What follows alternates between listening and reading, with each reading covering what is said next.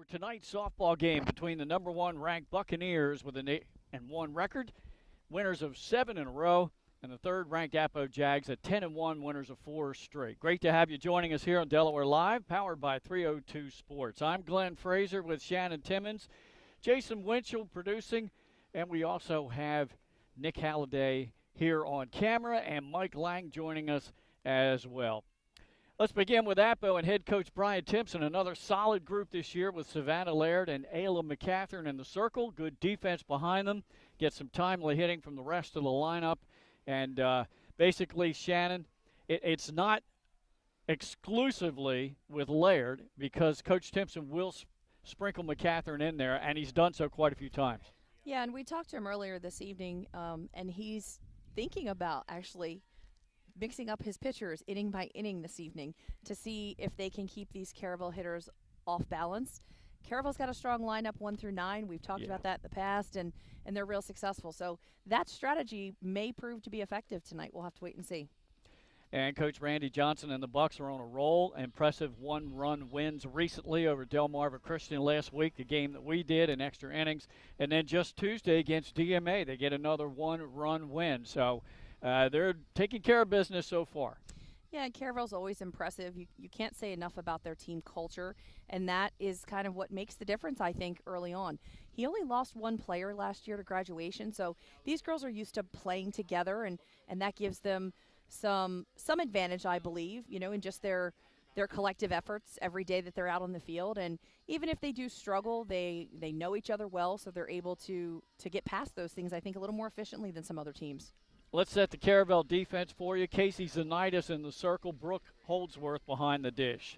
First base, Brooklyn Richardson, Morgan Moxley at second, Veronica Diomede at short, and Haley Grigo at third base.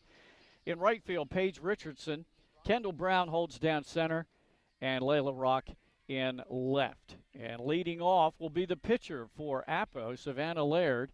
She'll be followed by the first baseman, Brianna Russo, and then Lauren Foltz, the second baseman. Those are the top 3 batters here, the top half of the first inning. Good night here for softball. Nice and sunny here. Not too many clouds. And dare I say it? Do not speak of it, Glenn. I'm talking about another element of Mother Nature. First pitch was low and outside for a ball, 1-0. We're underway. Fouled back. Evens the count at 1 ball and 1 strike to Savannah Laird.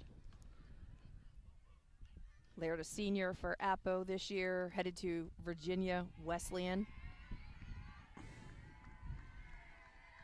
And she's had a really good career at Appo High. Of course, before that, when she transferred down, she was where, DMA? DMA. Yeah.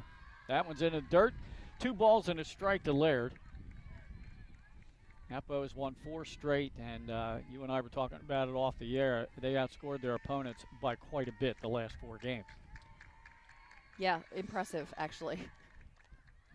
Another low pitch, so Zanitis having a little bit of early trouble. Has gone 3-1 now on Laird.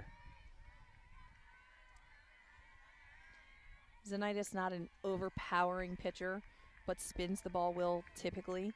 So that is something that Appo will have to adjust to throughout the evening. And that's low for ball 4, so Laird is an early base runner. That brings up Russo, the first baseman. Now, would you say that Zanitis is more of a spot pitcher, just trying to locate balls on the corners? She is, and she does a good job of that. I mean, she has a pretty nasty curveball when it works for her. Sometimes she has a little bit difficulty finding the zone with it early on, and we've seen enough Caravel softball this year to know that even if she struggles a little bit early on, she settles down and, really finds the zone pretty well, and she adjusts well. So nothing to really be concerned about here with the first couple balls being called for Casey Zanitis. She'll adjust. Yep. And unlike a lot of teams, her battery mate, Brooke Holdsworth, is behind the plate calling the game. Most kids you'll see look at a wristband as coaches call in numbers, and the coaches are calling in the signal from the dugout. But these Caravel girls are taught the game, and they're able to do that for each other. They see it differently. Obviously, they're on the field, so sometimes that's an advantage. I want to apologize. Our graphics not working completely, so we'll be giving you the pitch count and runners on and everything else. There's a ground ball right back to the box. Anitis throws it over the head of the second baseman. I don't think Laird saw it because she didn't get up immediately and might have had a shot to take third. Nevertheless, first and second here with graphics are working, Glenn. Nobody out. Shannon, the important question tonight is, how long does that Coke last you? Not very long. I mean, that's like one swig left in that bottle. I've had it most of the day, though. Oh, okay. All right, my official score. E1 on that one? I'm afraid so. She kind of bobbled the ball to begin with, and then she overthrew Yeah. the Just second rushed the baseman. throw. Yeah. So, first and second, and that brings up Lauren Foltz, the second baseman. Lily Papelis, third baseman, is on deck. Yeah, so far, the first couple of batters here, Casey's been a little low in the zone, missing low.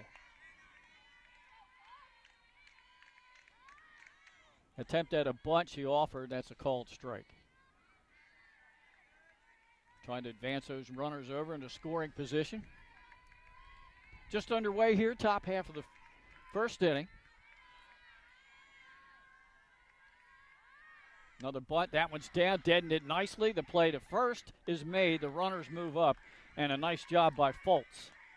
It's a great sacrifice bunt, good placement, really giving the Caravel defense the only choice to go to first, so she's able to advance the runners.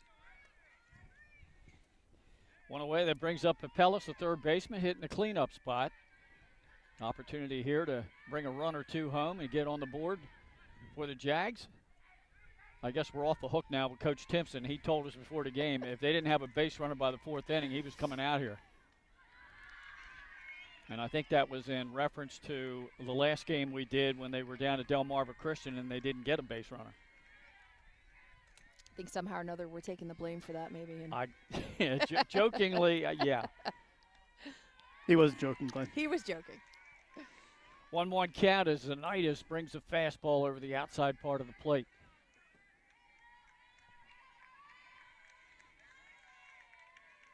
One delivery.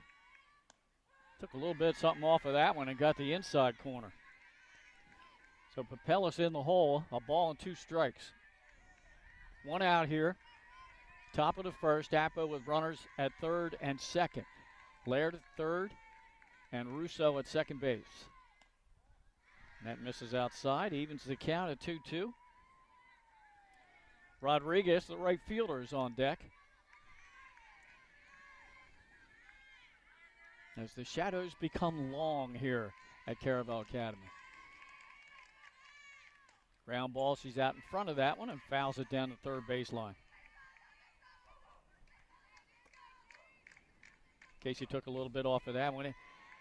Another thing we were talking about before the broadcast, since this is a night game, a lot of earlier activity today and some more upsets in the Henle Open Conference. We'll tell you about that in a moment. There's a shot right through the gap between first and second. One run in there. Timpson holds up the runner, Russo at third base. So the first hit of the game and a 1-0 lead.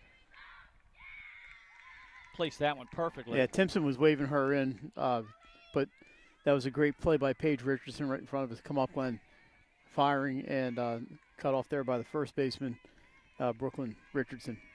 And great I imagine they're sisters, right? Yes. Okay. And great placement because we always talk about hitting behind those runners to get them to score. Runner's easily going to move up to second base, so second and third, still one out for Appo. Well, run across.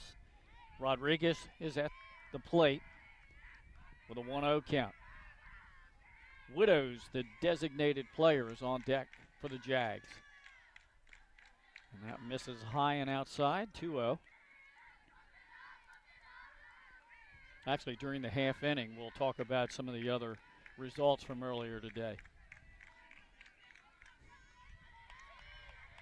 Zanitis on the rubber, ready with the 2-0 pitch.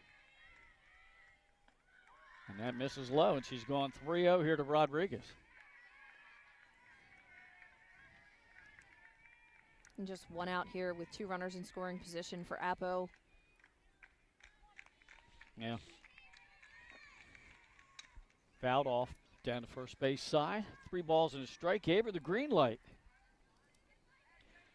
You know, it's possible we might see Morgan Maxwell tonight, too, the left-handed 8th grader for Coach Randy Johnson, and she looked really good against Delmarva She Christian. was impressive when she came in to close that Delmarva Christian game. She wasted no time going right after batters. Called strike on the inside part of the plate. Zenitis battles back, and it's a full count.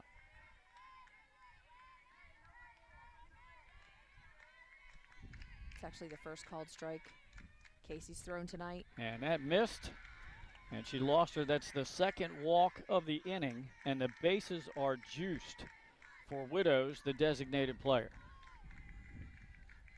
Oddly enough, that's not actually a terrible thing. It does make it a little bit easier for the defense to just have a force play at any base versus trying to hold that runner at third. Yeah, that runner third is Brianna Russo.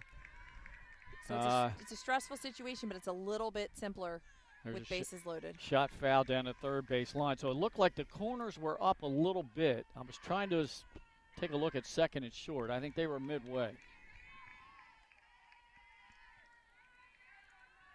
And we've seen some interesting calls. Just remember there's an infield fly rule in softball, but if your infield is inside the base path, they don't actually have to call the infield fly.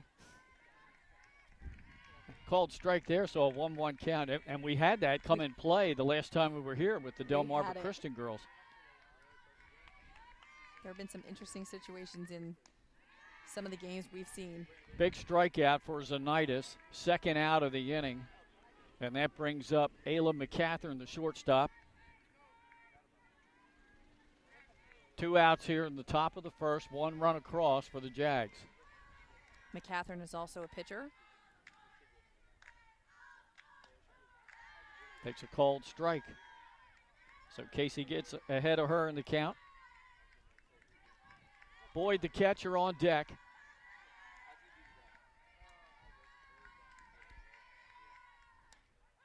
There's a called strike, and it's 0-2 to McCathern. Got to protect now. It's a big pitch coming here from Casey Zenitis. Fouled off. Just got a piece of that one. Count remains 0-2 with 2 outs here, and the bases loaded in the top of the first. Yeah, Shannon, if you get out of this inning with just 1 run allowed, that's a win if you're Caravel. Oh, absolutely. Second and third and 1 out. Actually, it was bases loaded with the 1 out. Had missed outside, so a ball and 2 strikes. So far this inning for Appo, 2 walks, a runner reached on an error, and they had 1 hit. That was Papella's RBI single. Zenitis does a great job of spinning a pitch outside and hitting corners. And depending on where that batter's standing in the box. There it is. So Foul tip, and the catcher held on. She'll go inside or not. 2 strikeouts for Zenitis in the inning, 1 hit for Appo. They leave the bases loaded, and they do score a run. So Appo gets 1 across.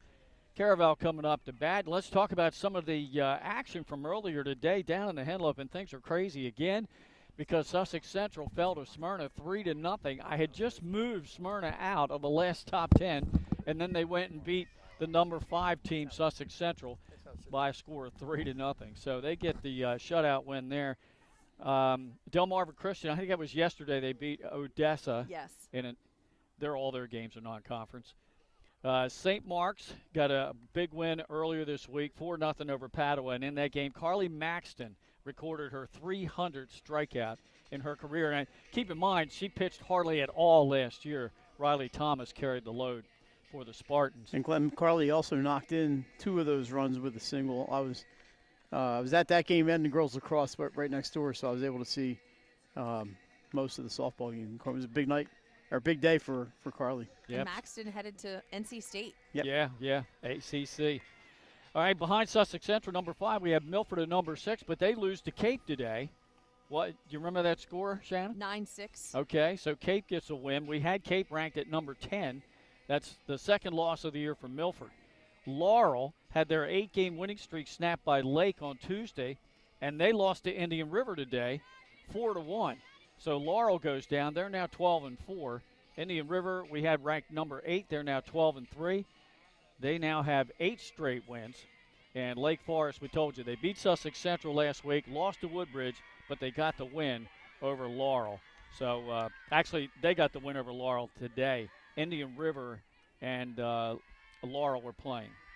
So a lot of upsets in the Henlopen. I don't know what to make of the Henlopen.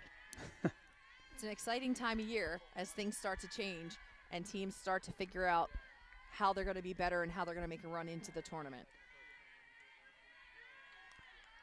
First 2 pitches to Kendall Brown are balls from Savannah Laird. Now the first 3. So Laird goes 3-0 on Kendall Brown, the center fielder. Saw her made a fantastic catch against Delmarva Christian. ESPN highlight catch. Yeah, she saved some runs. That was a called strike, 3-1 count on Brown. Diomede on deck, and that's high and misses, and there's a walk to the leadoff batter. Both teams do the same thing. And Glenn, you're not that your granddaughter noticed, but you weren't there today to see Archmere with the 6-0 shutout win over Hodgson. Hodgson Votech. It was pretty close. I was up at Archmere today primarily watching baseball, and that was a close game. Archmere scored a bunch of runs late in that game. There's a called strike. Yeah, that evened Archmere's record at 5-5. Correct. And as you know, if you want to qualify for the tournament, you have to have a 500 record. Pitch looked like it just missed low, so a ball and a strike on Diomede. Kendall Brown at first base. Grigo on deck. Diomede's just a triple threat. She can hit for power. She can bunt. She's got speed. Now, that must have just missed 2. 2 balls and a strike. I think, Glenn, sometimes when the catcher jumps out like that, it might throw the umpire off. I mean, I'm not saying that was a strike, but sometimes it just takes him out of his line of vision. There's a swing, a hefty swing. 2-2 count now on Diomede. I know when I used to umpire kids' softball games, I would just pray they would swing at the ball so I wouldn't have to worry about making those judgment calls. I did that for 1 year. That was enough. There's a shot, goes down to left field, and the left fielder over there for Appo. Sophia Watson makes the catch for out number 1. And that was a check swing, and she got it out into a medium deep left field. Runner holds at first base. That brings up Haley Grigo, the third baseman. And she had a heck of a game when we were here against Smyrna. 2 triples and a home run. Brandon, I think, is watching. I think they're cousins, right? If I'm mistaken. We've talked about what a hard worker Haley is, and she struggled a little bit at the Rising Sun game, and literally in between innings was over on a tee trying to correct her swing, and she's just kind of been leading the way for them ever since. She's been really successful. First pitch, called strike. Ground ball, down to third base, throw her to first. Ooh, very close. She's safe. She beat it out. An infield single for Haley Grigo. And not much on that ground ball. Appo third baseman, is that Papelis? Yes, Lily Papelis. Yeah, she did everything she could, but just too much speed on the base paths. That brings up the cleanup hitter, Brooke Holdsworth, the catcher, and she had a monster home run here against Delmarva Christian to tie the game in the bottom of the 7th inning. These fences look like they were not built for Brooke Holdsworth. I followed Brooke for many, many years. She played travel ball with my youngest granddaughter for Delaware Magic. Oh, that hurts. Right over top of that one. Yeah, right off the foot. Yeah, her home run off Kaylin Yoder got out of here in a hurry. Boy, did it. Savannah Laird ready. 0-2 pitch high and outside. Ball and 2 strikes. Barron is on deck, the designated player. 1 out here in the bottom of the first. Caravel trying to tie this game up. Change-up missed down in the dirt. Runners will advance. Well, now you can put Holdsworth on if you want. And it does take the force off. You could get rid of that cleanup hitter. It's not a strategy you see employ too often, but with this hitter. Yeah, she's too dangerous. Let's see what they do. Oh, and they might regret not doing coming out here deep, and it is going to hit the gap between left and center. 2 runs 1 are hop gonna the score. fence, 2 are in, and Holdsworth with a 2-run double. I should be coaching this game, Glenn. And now watch out. We don't want Brian Timpson coming out here. It's a tough call. You don't want to put runners on base, but Holdsworth is just so dangerous. And then it was an open base at first, but Brian's been coaching this game a long time, and I haven't. They're going to run for Leah Richardson. And Holdsworth is just a kid that can change the landscape of a game with one swing. Yeah. We've seen her do it time and time again. How many Richardsons are on this team? 3. Oh, okay. Yep. This is the 8th grader, right? She's a freshman. You're right. I think they had a bunch of Rankins down here at one time, too, playing all kinds of sports. First pitch of ball to Barron, the lefty. Line drive. Oh, in and out of the glove of the shortstop, McCatherine. E6, Coach? Yes. And we saw Katrina Barron have a great night the last time we were here as well. Right. Coach Johnson said she's just been tearing it up at practice, and he just could not, keep her out of the lineup. And she's been doing really well for them. Second baseman Morgan Moxley at the plate. Fly ball out towards the right field line and foul. And just went foul. Yeah, just foul. Kind of bending away there from Izzy Rodriguez.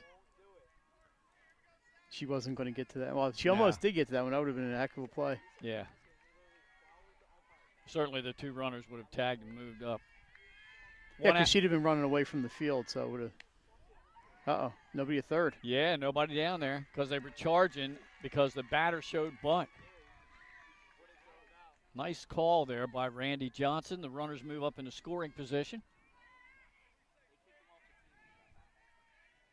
2-1 lead for Caravel, bottom of the first. Fouled back. Ball and 2 strikes on Moxley. And typically Caravel's an aggressive base running team. We've seen that time and time again as well. They have some speed, and they use that effectively. They have plenty of speed, no doubt about it. That's fouled out of the play. Headed towards the baseball field. Yeah, and then there's a game going on tonight, Glenn.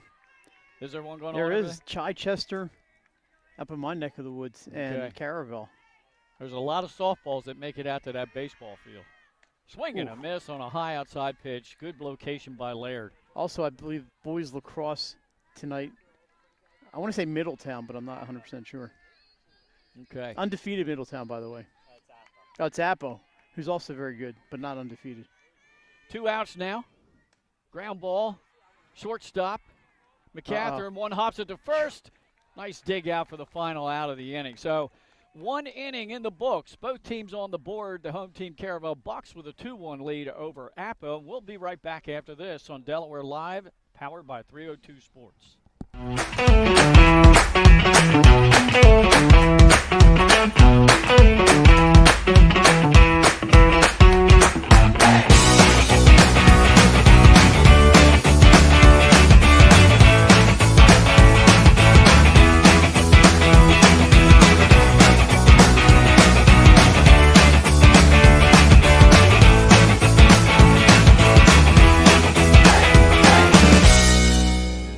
Welcome to Premier Physical Therapy and Sports Performance. We're a locally owned outpatient physical therapy practice with convenient locations in all 3 counties in Delaware.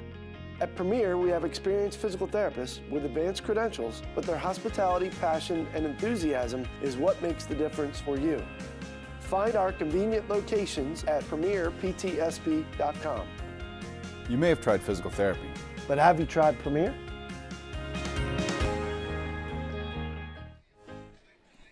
Glenn Fraser, Shannon Timmons, Mike Lang here at Caravel Academy. We're through 1, number 1 against number 3, and the top-ranked Buccaneers with a 2-1 lead. Up to the plate in the top of the second for the Jags. It'll be the catcher Boyd, center fielder Elazar, and the top of the order with the pitcher Laird. They're facing Casey Zanitis. And do you want to call it this half inning? Sure, Mike? and we'll give the backstory in 1 second. Who's batting here? This is Boyd, the catcher. All righty, Mia Boyd, the sophomore. Oh, I don't have her on the board there for it. No, but I'm looking at the roster right next to it. Okay. It counts 1 at the top of the second. Casey Zanitis throws and must have been, right in the outside corner. Glenn, the backstory is that Casey's mom and I have known each other for, I'd say 50 years. We grew You're up not together. that old, Mike. No, we're pretty much. I'm old. Not Kim. That pitch is a little bit outside to count to 2-1, and I've known Casey since before Casey was born, essentially. So I've I would hope watched so, her. if you've known the mom for Yeah. 50 years.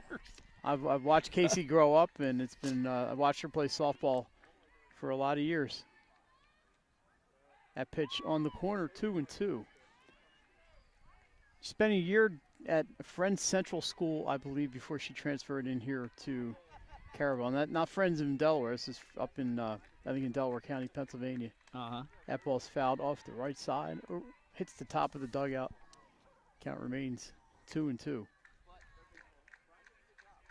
So I was real happy to see Casey win the pitch in the state championship game last year and pick up a win for Caravel. Although I wasn't rooting, even though I wasn't working that day. I wasn't rooting. A little bit warmer that day, Glenn, than it is today. Yeah. There's a ground ball foul on the third base side. Come on. There we go. Glenn needed a few minutes off here to get his Yeah, I got to set fielding sheet back in the frame. There it goes. There we go. That ball sent deep to left, and that's that's out of way here. out of here. No, Oh. that short hops the fence. Rolling into second base is Boyd with a long double. And if it wasn't a dead center, it was probably gone. Glenn, I thought it was out here off the bat. I did too. It just looked like maybe it just died out there. And there's no wind tonight that we No. can tell. Oh, he said it. He said no wind. No wind. He jinxed it. We know whose Look at fault the it's gonna flag. be. The flag's limp. That's a good drive for Boy, Boyd. we now. got a lot of little happy clouds. All right, Mike, here's your 9-hole hitter, Elazar. So we'll see Elazar, the senior. Thought maybe she'd drop a bunt down here. It looks like she's trying to slap it. Although I don't know if you want to go to third base side here with the runner at second. You'd rather hit behind the runner and give her a path to third base. But some batters, it's just their style, and it's hard to change in the middle of the season. All right, now, guys, I was talking about the 8th grader, Morgan Maxwell, and she is over in the bullpen loosening up. Oh, then it's a good thing I'm calling Casey's inning now. Yeah, that's why I said you better get it in quick. Yeah, Kim's going to be out here any minute now. Ayla McCatherine's warming up for Yep. Appo as well. Yep. So the count is 2-0. I think they just switched balls out. So Yeah. Casey's been uncharacteristically low in the zone tonight, Yeah, too. That's yeah. not something we've seen from her much. that is Oh, slapped good out to left drive. field, right to the left fielder. And they're going to try for the double second. Got it. No. Umpire calls him safe. Glenn, I thought they had it.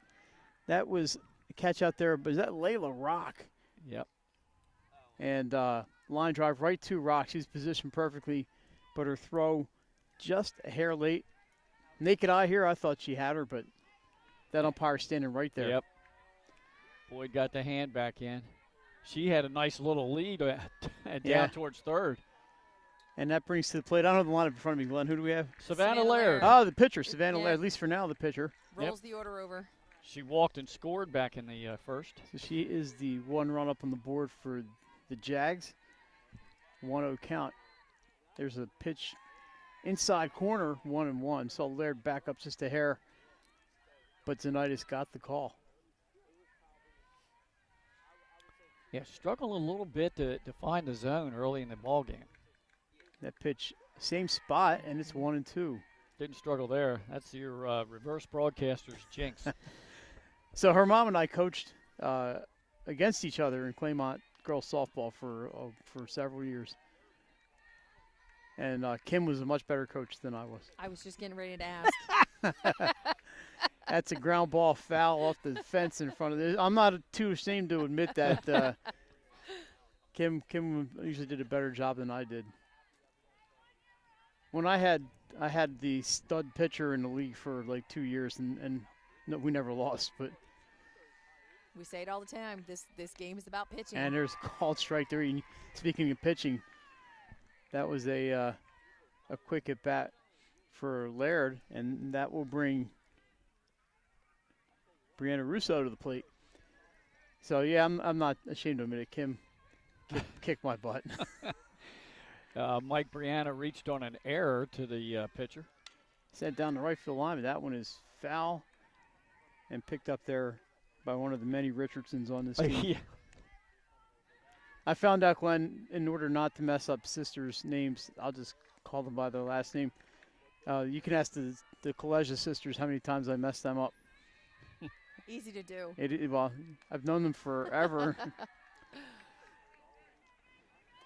Stephanie, now playing basketball at Massachusetts, is sticking around despite the coaching change. And Julie is at Bucknell. 2 good schools. Absolutely. UMass had a great season. They did, but they graduated a ton of talent. And Fatty Bernay Mayo has transferred to St. John's after their coach went to Pitt. So it's going to be kind of a new start up there in Amherst. They're going to have Dallas Pierce from Sanford playing there next year. Right there, and that's a strike. And the count is 2-2. Throw a little basketball in there, Glenn, because it's been a couple months. So the Deucers are wild on the scoreboard. 2 outs, 2 balls, 2 strikes, second inning. Here's a nice 2-2 pitch, low and inside. And the count is full. Yep. She's been a little more effective bringing that ball inside, possibly a screwball or an inside fastball. Typically, she's a curveball kid, but she's finding some success on the inside of the plate this inning. Ground ball toward shortstop. Over across, and that will do it. Caravel out of the inning with no damage. After 1.5 here in Bear, it's 2-1. Are we going to hang here? We're not taking a commercial, right, Jay? All righty. Glenn, thanks for letting me call. Sure. Kim's probably going to give me a call later tonight or text me. I'm going to text her now and tell her to go listen to the top of the second. Hang on. Yeah, one hit that inning, and that was Boyd with that drive to the base of the center field fence. And she was stranded at second base. 1 runner left on. So 1.5 in the books, as you said, Mike. 2-1, Caravel on top. And Laird still in the circle for Appo.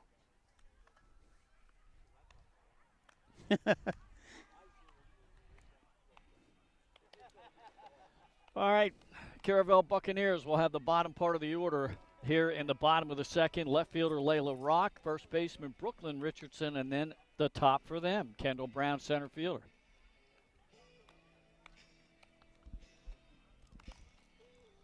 Two-one ball game here. And Caravel Academy, one of only 2 high schools in the entire state that has lights on the softball field, allowing them to play night games and allowing us to get a lot of broadcasts on, because we've got guys that work full-time other jobs. It's hard to get to a field for a 3:30 or a 4 o'clock ball game, and sometimes even for you, my friend. It is. Yeah, So, we'd like to do some more games, yeah. but Glenn, there are a couple fields. Green Bank Park has some lights, but they'd have to rent the field, and the finances are always tight for the schools. And I wonder what kind of shape that's in. Green Bank, I think, is in pretty good shape. They play a lot of county league games there. And it has been used, I believe, Odyssey, believe it or not. Odyssey Charter has played some games there this year. To credit to Caravel, though, this is a great complex, and the field's well maintained, obviously, and it's a nice atmosphere to bring a team into at nighttime and play under the lights. I know a lot of these kids play under the lights during travel ball, but it's just a nice atmosphere for high school softball. It's a great draw. When you're a private school, you got to draw kids in, and this is one way to do it. So the first batter here, Layla Rock, is ahead in the count 2-0 against Savannah Laird. And Glenn, you come by here for whatever sport, soccer, field hockey, whatever's going on. These lights are on. There's kids out playing softball, and it doesn't matter what time of year it is. There's always somebody out using these fields, and it shows that they're a top team every year. Yeah, they are. Randy's done a great job of the program. Randy jokes that if he doesn't turn the lights out, no one will go home. They will be here all night long. So there's truth to that. Called strike there, 3-1 count now to Layla Rock. It's a small school, so it's small class sizes and all that stuff. And there's strike 2. Yeah, so all that stuff. I come from a private school or Catholic school background, so I understand. Having to bring kids in to keep the doors open, and that there's certain ways you can do it. Fly ball, pretty deep out here in right field, and going back and making the catch for Appo is Izzy Rodriguez over the shoulder catch. Yeah, for a while it was Izzy or isn't he, but she held on. Popped up, Glenn, but she managed to have it come right back down into the glove. Brings up the bottom of the order, and Brooklyn Richardson. I'm sure Nick got a good shot of that one. The Oh, other, yeah. I'll take it over. the other school with lights is Red Lion, and Yes. we've Yeah. done games from there in the past years, but this year we've had a couple of postponements due to weather and other issues, and we were scheduled to do Red Lion and Archmere, which we thought originally was scheduled as a night game at Red Lion, and it was changed to a home game for Archmere. Yeah, Glenna mentioned I was up. Oh, I went to watch Ursuline and Conrad today. Ursuline, this was their 7th game of the year. They have like 12 games or 11 games scheduled in the next 15 days to try to get all their games in. Yeah, it's some fields don't drain that well. And they're at the mercy of Midway softball. Midway says you're not playing, then they can't play. Low pitch is fouled off, so the count is even to Brooklyn Richardson at 2 balls and 2 strikes. The top of the order waiting on deck, and Kendall Brown. 2-1 ball game here in the bottom of the second. Caravel on top. There's a pop-up. Room for the third baseman. Papelas can't quite get that one. She's in foul territory, so just a strike. And all of a sudden, somebody turned the lights out. Like, turn the heat off. The sun just started to set. What happened here? Yeah, that's why we have sweatshirts on. We're prepared. There's a 2-2 pitch. High and outside, full count. Second straight full count here to start out the bottom of the second. What are you noticing so far out of Savannah? Well, it's interesting that both of these pitchers are quality pitchers and typically have a lot of control, and both seem to be struggling tonight to find the zone, and their go-to pitches aren't working. So as we just see now, Coach Timpson coming out, have a little conversation with his team. So now both pitchers have walked 2 batters, and we're only in the second inning. They haven't in the first inning. They both plated 7 batters, and that's unusual for both of these pitchers. Yeah. We're getting to that point in the season, though, where it's been a long haul Yeah. to this point, and if they're throwing a lot of pitches, they're going deep in counts. This is when we start to see them get a little bit tired sometimes, and if they're playing 4 and 5 games a week because of weather, that's also terrible for getting them any kind of rest. Just talking to Dave Oswinkel today at Archmere, and he said how far behind. Did they make a change? They did, yep. So this is McCatherine coming McCatherine in. will be pitching now, so she comes in after an inning and a third. I mean, these ADs are just having to go on and they're good at what they do, but they're having to go on the fly as far as finding days that are available for both teams, umpires that are available.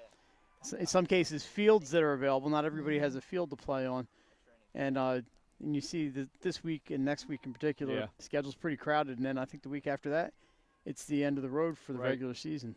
I think they have to have the games. Is it May 20th May or 20th? 20th. That's They have to be done by the 20th. Today's the 4th.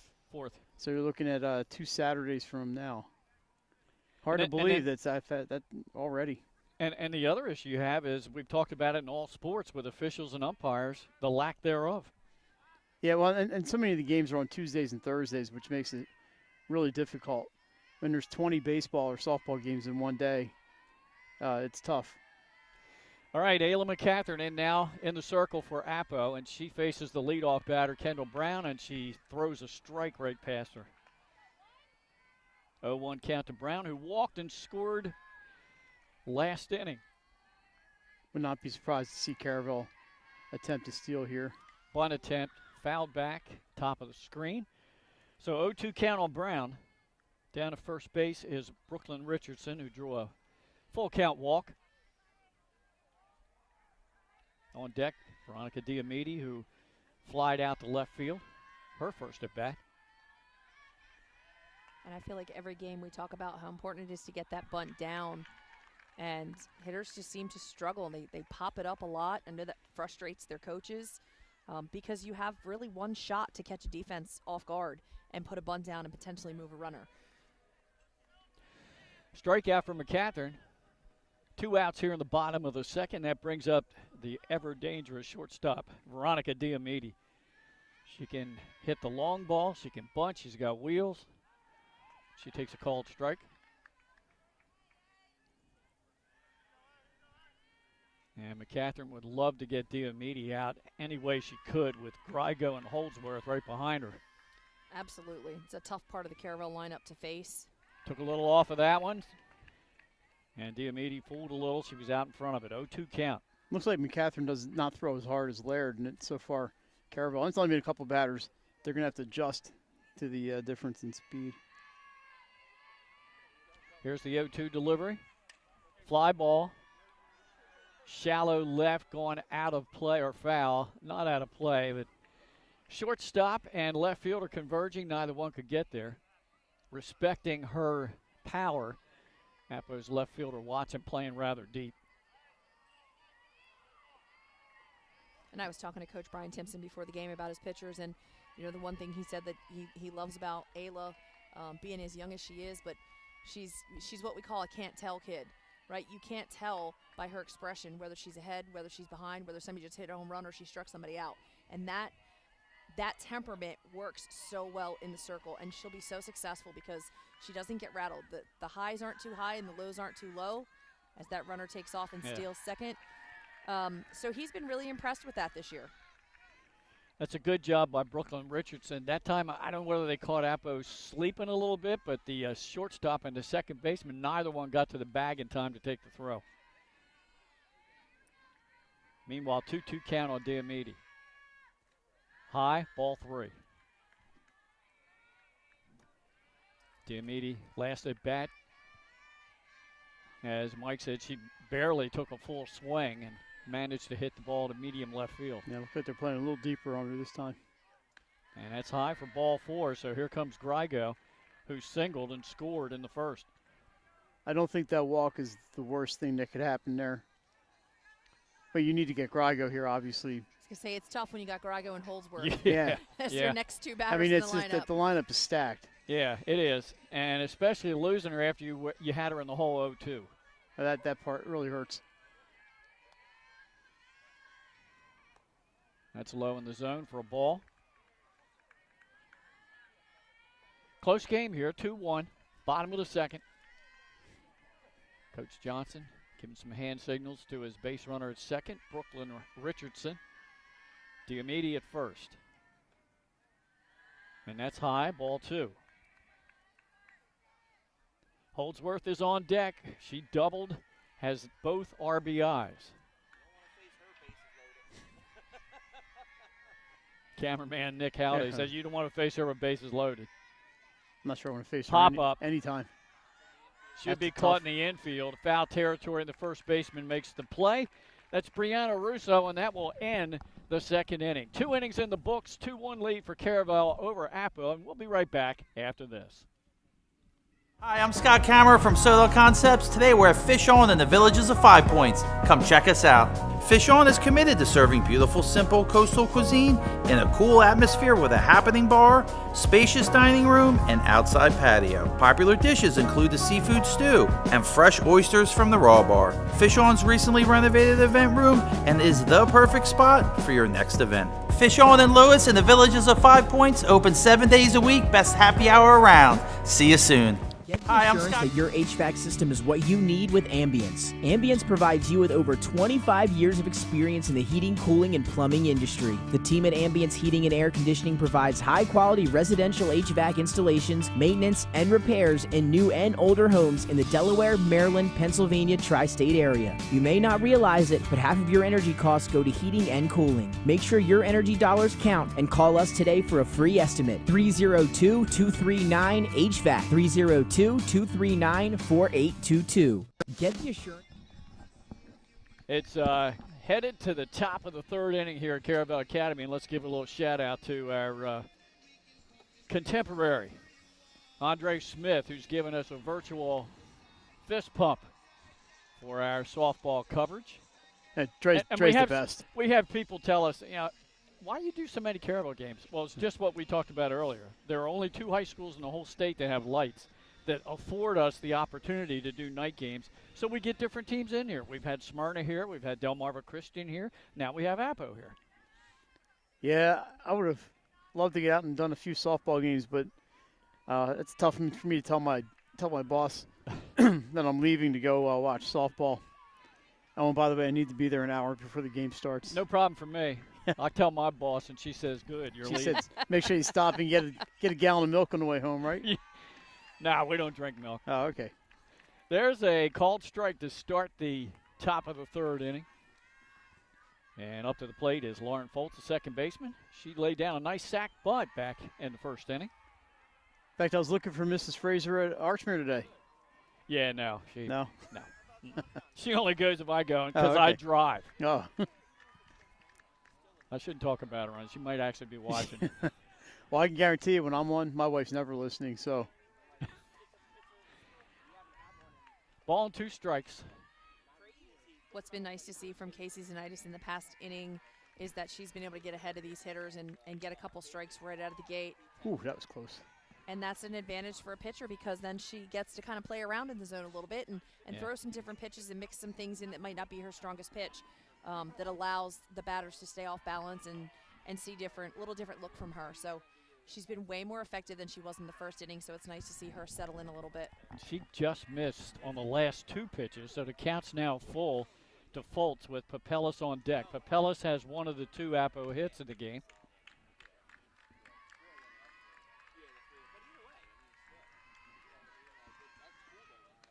Takes the full count pitch and walks. Must have been inside. Yeah. Because she's been painting corners and just did not get the call on the last 3 pitches there, but especially that second ball and the fourth ball. We're only in the third inning, guys, Shannon, and I've already seen more walks this game, I think, than we've had done any game so far this year. Yeah, they've had a hard time finding the zone, and on the flip side of that, credit to the batters for being so patient and making pitchers pitch to them to try to find something to drive. Papelis way out in front of that one. Fouls it off the fencing just in front of the Caravel dugout. Lily Papelis, and you were talking about your relationship with Casey Zanitis. I have a similar thing with Lily's parents, and I've watched her ever since, I think, T-ball back in the MOT area. It's just fun to There's watch the him. steal. Nice pitch to steal on. Good back up there by Moxley. Glenn, it's just fun to watch. You know, you have grandkids and I have kids. It's fun to watch them grow up, and even the ones that you've coached or you just happen just to know the families, and you see them when they as they just mature, and it's a lot of fun to watch them become like teenagers and college students, that kind of thing. Yeah, Shannon can tell us too. I mean, you make a lot of relationships. Oh, yeah, absolutely, and I have that sort of relationship with Brooke Holdsworth and her parents. I've known her mom forever and taught with her for a lot of years, so I've kind of been able to watch that progression for Brooke as well. So when you coach, you really get to make some nice relationships with your families, and you get to watch those kids sort of grow up through your program at the high school level, and maybe you've known them since travel ball or whatever. But it's definitely a special and different relationship that you get to have with those players. And when you're old like me, you're the youngest one here. I know. It's fun to get invited to their wedding and watch them have kids and their kids start playing softball, and so that's just a special kind of thing. So 2-2 pitches popped up shallow right. Catch is made, runner tags, throw to third. Good throw, but she beat it. That was close. Not very deep, and a good throw there by Paige Richardson. But a good job on the base pass. Moves the runner over, so the stolen base is huge. And now the fly ball behind the runner at second base. So now over at third with just one out is Lauren Foltz. And she represents the tying run here in the top of the third inning as Izzy Rodriguez comes to bat. She walked in the first inning. Takes a pitch inside for a ball. So that sac fly is productive, and sometimes kids get frustrated because they hit it right to someone or they fly out. But as long as you're moving runners and you're doing things that are positive for your team. There's a humpback liner up the middle, a base hit, and we got a tie game here.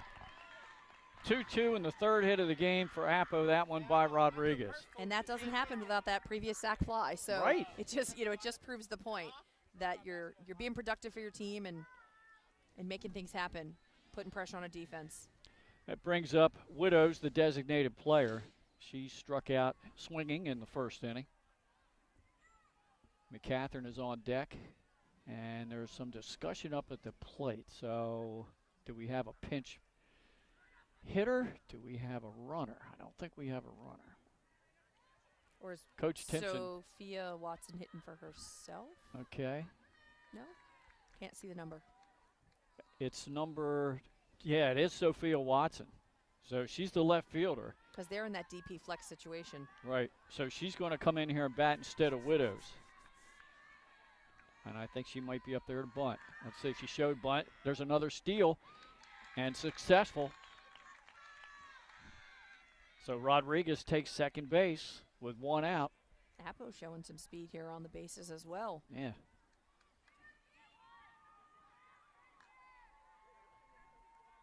Oh, 1 count on Watson.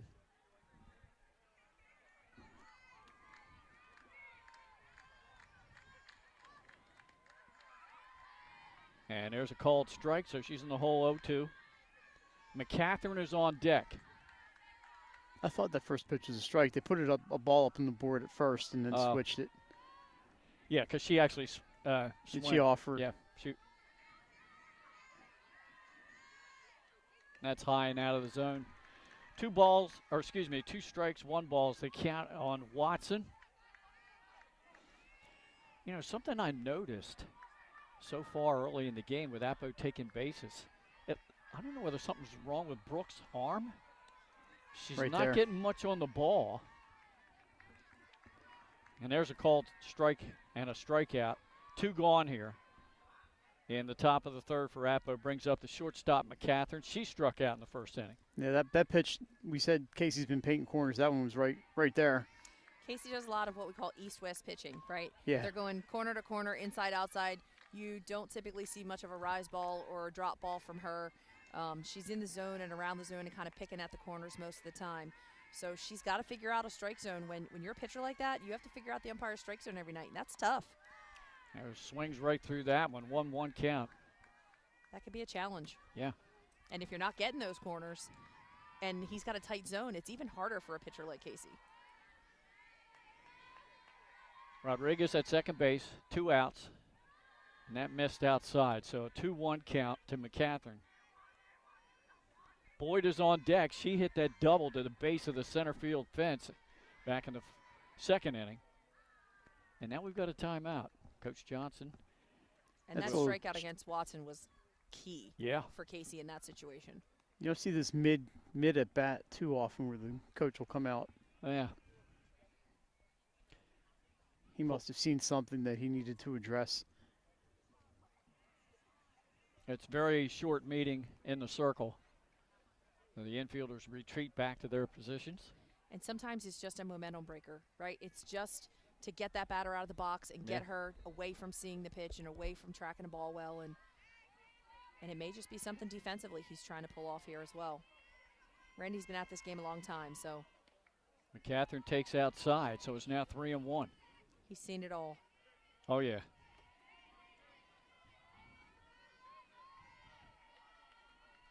Two outs here, 3-1 count. And that's low and outside and another walk. First and second now with 2 outs for Appo. And that'll bring up Boyd, the catcher, again, who had the double. She's got to take her equipment off. And that's the 3rd walk of the night for Zanitis. I have 4. 2 in the first 4. and 2 in, yeah. All right, Boyd doubled. They're backed up on her a little bit this time. That pitch over her head, ball 1.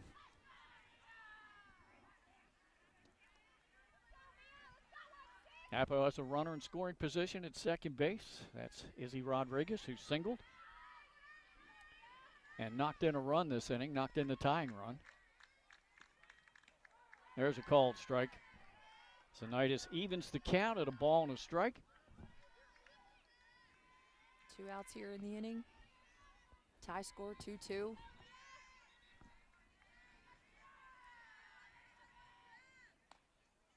And that misses low. 2-1 count. I'm going to look over and see if they're still loosening up the 8th grader now. Not any longer. Base hit here can score a run.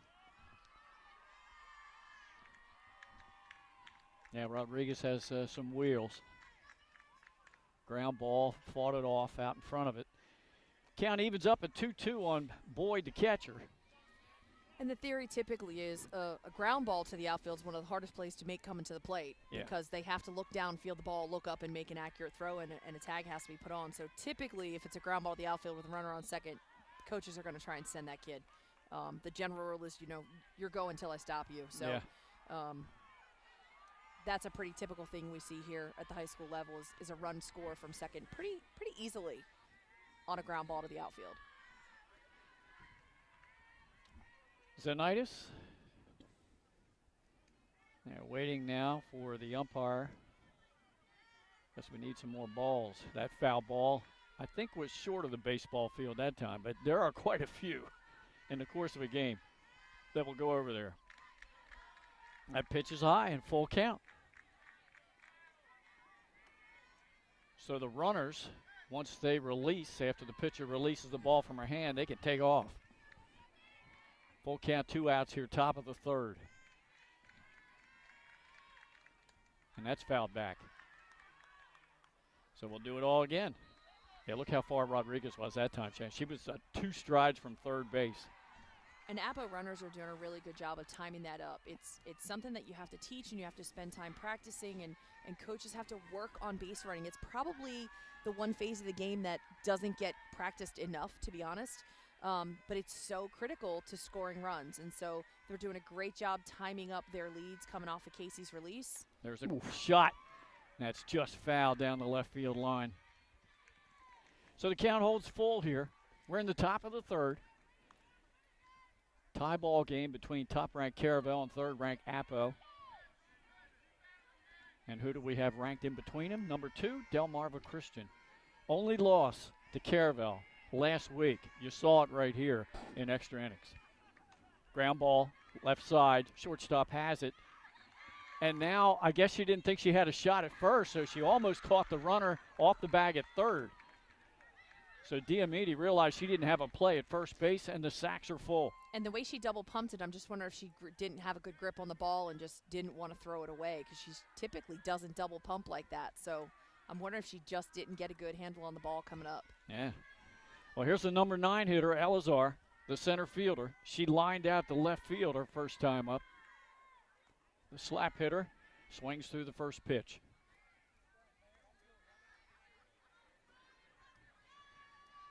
I would expect you see the third baseman a little closer to the line with the slap hitter up there. Yeah. Of course, they can go to any base here.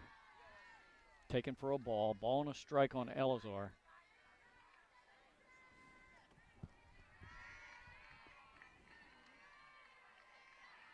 Appo loaded the bases in the first inning. But Zanitis pitched out of that. And now she's ahead in the count here. Yeah, and she's doing a good job of coming inside. These lefty slappers are trying to put the ball in the 5-6 hole. And if you can jam them up, sometimes it's just really weak. And there she gets her to swing through it. Yeah, big strikeout for Zanitis. So that's twice tonight she's got out of a bases-loaded jam. So we're tied at 2 as we hit to the bottom of the third inning. And Caravel Academy will have Brooke Holdsworth leading off, then the designated player Barron, and the second baseman Morgan Moxley coming to the play here in the bottom of the third. So once again, we got a little timeout. Let's take a look at our top 10 as of the weekend. I update it every weekend. So the Caravel Buccaneers ranked number 1 at 8-1. And Delmarva, they have a big game Saturday down at Delmarva Christian, who is ranked number 2. Their only loss to Caravel last week. The Royals are 11-1. We have Appo ranked 3rd at 10-1. And what a gauntlet they've got coming up. Their next 4 games after tonight are Middletown, Smyrna, St. Mark's, and DMA. And that's a big test for this Appo team. They've had some really big wins and have outscored those opponents, but I think they have their hands full in that next 2 or 3 like games. A week plus. Yeah, the next 2 or 3 games coming are going to be a test for them. And we have St. Mark's ranked number 4. They beat Padua on Monday 4-0. Carly Maxton with her 300th career strikeout. Number 5, Sussex Central, which will probably fall a little further. They lost today 3-0 to Smyrna, so they're now 11-3. We have Milford ranked 6th, and they lost today to Cape Henlope. They're now 11-2. Laurel also lost today. They are ranked 7th. They lost to the 8th-ranked Indian River Indians. I believe that was a 4-1 game. At number 9, we have Lake Forest. Got a big win last week over Sussex Central, and they got a win over Laurel. And then number 10 was Cape, as they had wins last week over Padua and Smyrna, and they get one today over Milford. Just outside the top 10, we're looking at Middletown, Padua, DMA, Polytech, and Smyrna as teams that are trying to fight to get in there. And a couple of those teams had big wins today. And there's a lot of Henlopen teams in there, and we always talk about that, but I'll tell you, I think Indian River is a team to watch. Kinsley Hall's throwing really well. They are playing exceptionally well. I think it's just exciting to watch them. And if I had to pick a team to really keep my eye on right now, I think it's Indian River out of all of that. And it'd just be exciting to see where they end up. We got a 1-ball count on Brooke Holdsworth. There's a ground ball, hot shot between third and short, and she gets a base hit. Her second hit of the game. Now, do they typically go with a courtesy runner for her? She's going to second on the bad throw. Yeah, she moves up. Got to get that ball back to the pitcher. They typically, Leah Richardson will typically come in and courtesy run for Brooke Holdsworth, the catcher. Yeah. I'm waiting to see. I see some movement. I think they're just celebrating in the dugout there. Yeah, here comes the there runner. she is. Yep. And it's the same runner as the last at bat. I believe it has to be the same runner. It does have to be the same runner. Leah Richardson, the freshman, at second base. Nobody out here. Bottom of the third in a tie game. The exception to that is if she came Leah in comes the game, into the game, then you can use a new courtesy runner for your catcher. You can use a courtesy runner for your pitcher or your catcher. Typically where we see that happen. Barron showed bunt, pulled it back, pitches high for a ball. Glenn, this may not be fair to catchers, but a lot of times they're not the fleetest of foot. And they have to get the equipment back on, so they want to keep the games moving. Barron reached on an error last at bat. She takes that low for ball 2. Now, all my catcher friends out there, don't come looking for me because you know I'm telling you the truth. Ayla McCatherine still in the circle in her second inning of relief. That time she puts the bunt out there nicely. First baseman fields it, throws it to the second baseman. They get the out, but they move the runner up to third with just one down. Good sack bunt by Barron, and she did that last time we were here. She did, and she's just kind of been really, really key in the lineup wherever Coach Johnson's put her in that DP position. She's seeing the ball really well right now. She's just doing really positive, great things for her team offensively, moving runners, getting base hits when they need them. We saw her hit the ball really well in the Delmarva Christian game with singles up the middle. So whatever she's doing is working, and congratulations to Katrina Barron, playing really well. Morgan Moxley's up. She takes a ball high. Struck out her first at bat, right to the third baseman, Papelas. Pump fake, then throws it low past the first baseman. And the run will score. Moxley to third here. She's going to go to third. There's the throw, and she slides in safe. And Caravel takes the lead, 3-2. And you know, we talked earlier about loading the bases and making it an easy play for the infield and having a force anywhere. And that's what you just see right there. When they're trying to hold runners, they rush a throw, they throw it away, and then it just becomes, basically a track meet around the bases. So it's tough when you're trying to hold runners and make a timely throw. So oftentimes, we're talking about intentionally walking people to load the bases and get a better situation for your defense. Yeah, a couple of errors really hurt Appo in this inning. Yep. They kind of give coaches gray hair, except you, Shannon. I got him. I just cover him up. So, Moxley's around to third. There's a shot to left center field, and it gets over the head of the center fielder, hits the top of the fence on one bounce. And there's a stand-up double on the first pitch by Paige Richardson. I'll tell you what, Elazar played that perfectly off the fence. It bounced. She caught it in the air. I mean, they weren't going to get Richardson at second, but what a heck of a play by Elazar. That ball was about 3 inches from being a ground rule double. Caravel now up 4-2 here in the bottom of the third. Still just one out. But what a rope. Yeah, she hit that really hard in a perfect spot. Brings up Layla Rock. Rock flied out to right field. And she hits a shot out to center. This time Elazar is deep enough to get it. Throw over to third. Good throw. Her. That's a double play. She's out on a double play. Nice throw by Elazar. What an arm. Yeah, that will end the third inning, but Caravel takes the lead with a couple of runs here. It's now 4-2 in favor of the Bucks here on Delaware Live, powered by 302 Sports. that your HVAC system is what you need with Ambience. Ambience provides you with over 25 years of experience in the heating, cooling, and plumbing industry. The team at Ambience Heating and Air Conditioning provides high-quality residential HVAC installations, maintenance, and repairs in new and older homes in the Delaware, Maryland, Pennsylvania tri-state area. You may not realize it, but half of your energy costs go to heating and cooling. Make sure your energy dollars count and call us today for a free estimate. 302-239-HVAC.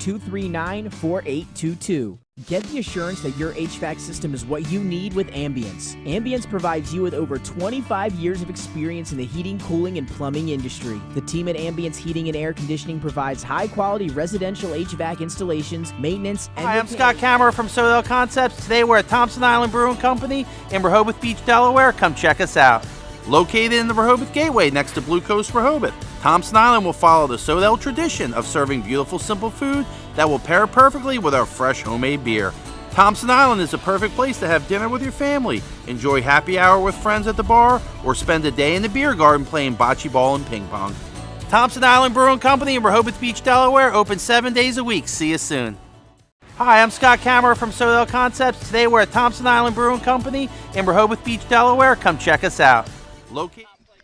We are ready to start the fourth inning of action here at Caravel Academy. Number 1, the Buccaneers, with an 8-1 record against number 3. The Appo Jags, a record of 10-1. 4-2 ball game. Appo batting here at the top of the fourth, and they'll lead off with the top of the order in Savannah Laird. Glenn, that was really nice of them to play your walk-up music between innings. My walk-up, that's not my walk-up music is Earth, Wind, and Fire, September. September. Yes. I want to see you dance to that music they were just playing. Here's a ground ball right at third baseman. Makes a good play digging it out, and she gets Laird by a stride. Great pickup by Haley Grigo. Moving to her left across the infield. I mean, you wonder if those 2 runs maybe give a little extra oomph to Caravel. I think Appo, they're confident. They've been able to get base runners on and get a couple of hits. They didn't get the leadoff runner on here, but now here's Brianna Russo. Who, No, you're right. They have had runners all night. Yeah, she's reached on an error and grounded out to third. And that's kind of been what's hurt Appo so far is just some errors in the field, allowing that aggressive base running from Caravel to just take advantage of those. 2-0 count on Russo. Fultz is on deck. I just get Earth, Wind, and Fire, huh? Yeah. It's awesome. You know, we always ask the teams the question when they come onto the show. I know. Us. Well, we did that Wednesday. Yeah. I called my song out. I did my it was walk-up. okay. Yeah, we did the 2 players. We did the coach. We did the announcer. And that's ball 4. So Russo has reached base now twice in the game. And that was a 4-pitch walk. 5 walks for Zanitis tonight? Yeah, how about that? Just uncharacteristic. So that brings up Lauren Fultz, who was one of the players that walked last inning and scored a run. She also laid down a sac bunt. Fouls that one down the first baseline.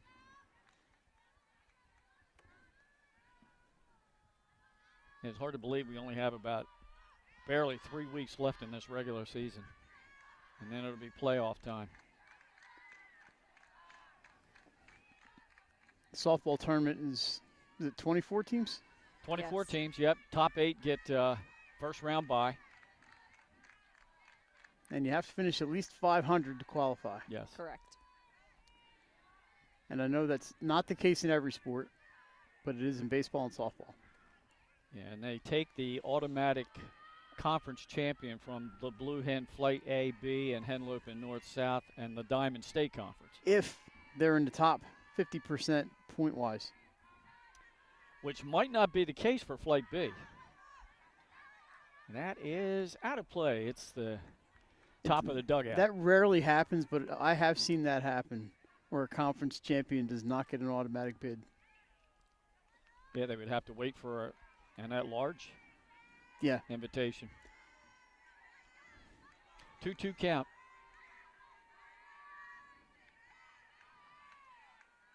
And that one's fouled back. Count holds at 2-2. And Fultz did this in her last at-bat. She kept working and working and working, and fouling some pitches off before she drew the walk. Yeah. Zanitis stepped back. Now she's back on the rubber. That's high. You called it, Coach. She's worked it full. We talk about quality at-bats, too. You know, it's a general rule statistically that if you can have 15 or more quality at-bats, you'll win a softball game. Quality at-bats count as a walk, a sacrifice, a hit. And she's there's walked lots again. there's lots of ways you can get runners on, and Here comes the coach. that's important. If you don't have runners on base, you're not going to score runs. So the quality at-bats are really, really important. Yeah, here's our switch. We're going to see the left-handed 8th grader. And we saw her against Delmarva Christian. She was exceptional. Morgan Maxwell. And that's one thing Coach Randy Johnson talks to us about and tells us that he loves the atmosphere and the environment here at Caravel because he sees these kids coming up K through 8. He has them in softball camps after school. And a lot of times the varsity players are helping these younger kids. They get up in the 8th grade, and, of course, it's all in one building, so 8th graders are eligible here at varsity sports. And it builds a team chemistry that, bar none, is the best. You know, these girls get to know each other. They spend time together, and there's so much importance for your team chemistry in having them together and learning how to get along and being a true team and a true program. I mean, we kind of joked before the game that he'll hand us, 4 lineups, and then we sort of shuffle them around and which one is he going to pick tonight. But you see his entire roster. He doesn't split a varsity and a JV. And it helps his chemistry to have his girls together all the time. And the younger kids learn how to play at this level, and they feel accepted by the older players, and that's so critical. All right, Maxwell comes in. She'll inherit runners at first and second with 1 out and facing third baseman Lily Papelis, who has singled in 2 at-bats and flied out. Low, ball 1. And I know Lily would like nothing better here than to get another RBI and a base hit.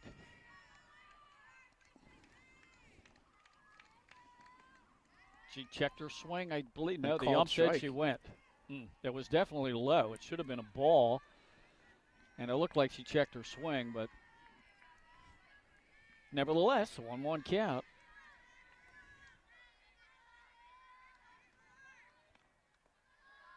That's low. 2-1. Just needs to get that pitch up a little bit. It's been low with everything so far. There it is. She got that one up. And she took something off of it, but trying to get that ball over the plate, it's tough to tell inside, outside from here. That was inside. So it's 3-1. Some noise from the baseball field. I don't know what's going on over there. Ground ball right up the middle. Second base has it. Flip to Safe. second. Safe. And everybody's safe. Be a fielder's choice. And once again, for the 3rd time in 4 innings, Appo has loaded the bases. That was a tough decision there for Moxley. She was running towards second. That was probably the correct decision. Just Fultz was just blazing a trail to second base. And that brings up Rodriguez, who has walked and singled. She got an RBI last inning. She calls time and steps back. 1 out here in the top of the 4th. Caravel up 4-2. Maxwell's delivery, ground ball in the infield. Back to her. Throws home, gets the force, and that's all they'll get, but they got a big out there. Oldver thought about it, but you don't want to throw and hit the runner in the back of the helmet and have that ball shoot down foul territory and give up a few runs. Take the out and get the next batter. Maxwell's ready to go. She works quick. This is Widows, the DP. Swing and a miss. I think she's back. Let me check and see. No, it's not. It's still Watson. It's Watson, the left fielder. She came into bat last inning. So they went from a DP flex to a straight 9. Yeah. Fouls it. No balls, 2 strikes on Sophia Watson. And that was a great play by Morgan Yeah. Maxwell. You know, just to stay calm, feel the ball, make the force out, cut the lead runner down. She's only in 8th grade. Called third Great strike. pitch. And once again, Caravel gets out of a bases-loaded jam. Like I said, third time in 4 innings, Appo has loaded them up, but they've not been able to get too many of those runs across. So it's still 4-2 as we head to the bottom of the 4th inning here. Starting to get a little chilly out here now, but again, a full moon over the baseball field and hardly any clouds. Now I think the lacrosse game is over. A busy day here, as usually is the case here at Caravel. So no runs for Appo in the top. They had no hits. Was a couple of walks and a fielder's choice. But they leave them loaded. Just a few finals in from today, Glenn. You mentioned the Henlopen. I'm just looking at websites just to see what's on there. And not too much of, in fact, none of the top 10 teams are listed on there. Lots of baseball finals. No, in softball, we went through quite a few of the softball. Yeah, results. you had most Yeah, of them. Yeah. The important ones. The ones involving top 10 are just out of the top 10. So according to me, Shannon, Appo has left 10 runners on base through 4 innings.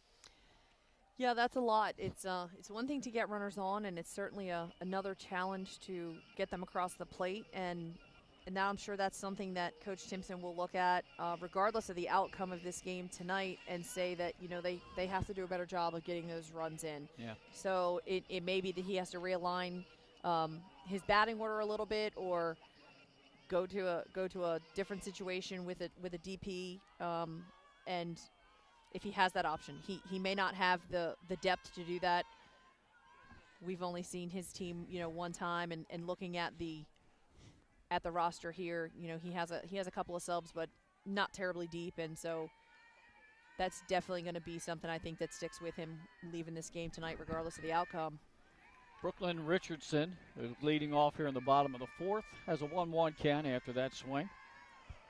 Facing Ayla McCathern, now in her 3rd inning of relief. That's high and outside. 2-1 count. Top of the order on deck in Kendall Brown.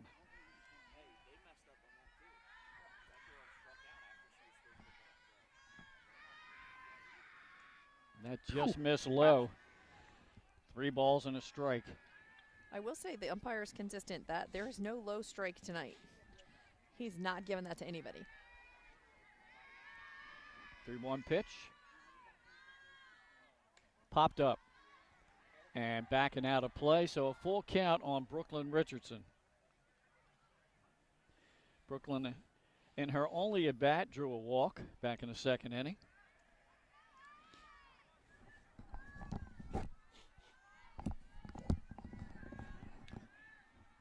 Trying to check and see the team total on hits, too. I think Appo actually has one more hit. There's a shot, fouled, and out of play down the 3rd base side. Fan tried to make the play, but he's going home with a couple of sore fingers. Yeah, when it starts to get chilly, man. I just duck out of the way. Yeah. That pitch is in the dirt, and there's a ball. And Richardson will hold at first base. Another walk. Then Glenn Caravel comes right back on Saturday and travels to Delmarva Christian in a rematch. A pretty rare non-conference matchup, a rematch during the regular season. Doesn't happen too often as Coach Timpson comes out to visit. So it just doesn't get any easier for the Bucks. And then you mentioned Milford played today. Mm-hmm. Yeah, they play Red Lion tomorrow, so right back at it. Got to make up these rainouts, right? So back to back. Yeah, we talked to Randy Johnson, you know, and he was looking at making his schedule, and he's a sort of a unique entity where he's not tied to a conference. They're not in a conference. So he gets to really be creative with his schedule, and he was looking to pick up another game and had heard all of the, you know, discussion and chatter about Kaylin Yoder and what a great pitcher she is. And so he said, you know what, we're going to challenge the team, and we're going to play them twice. So if she's going to be one of the best pitchers in the state to see this year, we want to see her twice. While it's hard to beat the same team twice, it'll be interesting to see how that matchup plays out on Saturday. It's a great game here in the first matchup. Switching up pitchers again, so Laird is back in the circle here in the 4th inning. That means her and McCatherine will just trade positions. McCatherine goes back to shortstop, and Laird will face Kendall Brown with no outs, and Brooklyn Richardson at first base.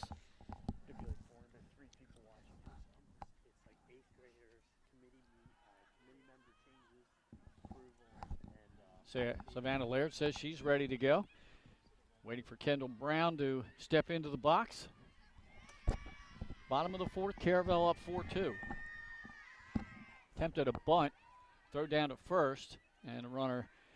Richardson gets back safely. That's a ball on Brown. So you mentioned, Shannon, about the scheduling. Sometimes, like you mentioned, you can schedule the best teams or whoever you want, and sometimes it's tough because you can't get games. Bunt up in the air, but foul. Caravel Softball obviously is not going to have any trouble getting games, and Caravel in all sports really will take on anybody. But there are some teams not in conferences that just can't get games. I think they have Laurel coming up here on Monday. They do.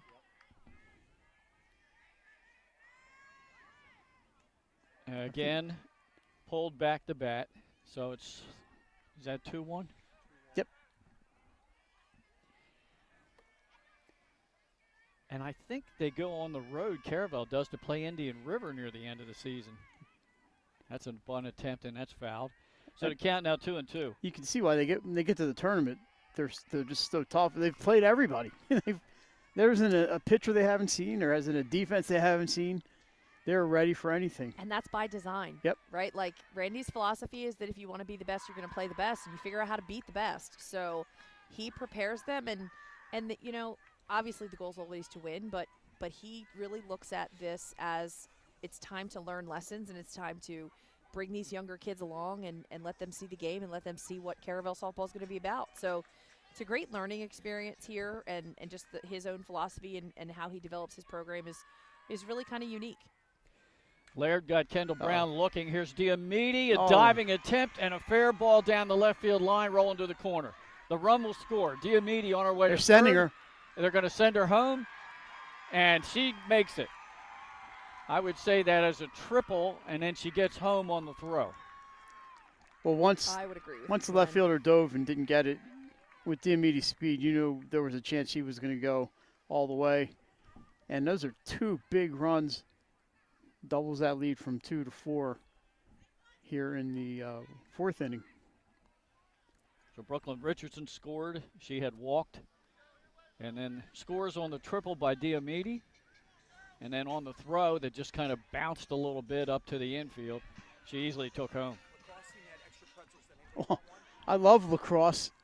All right, Haley Grigo up to bat. And she takes a called ball.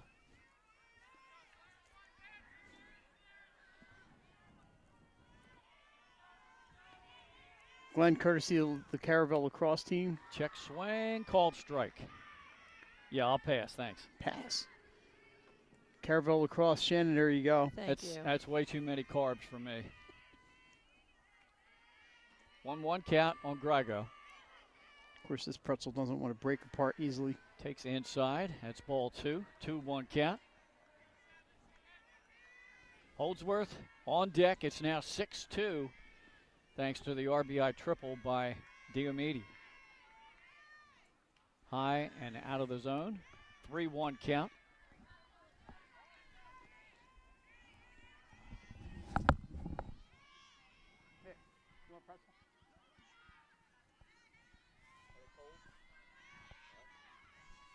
Grigo set and called strike. Count runs full. 1 out here in the bottom of the 4th inning.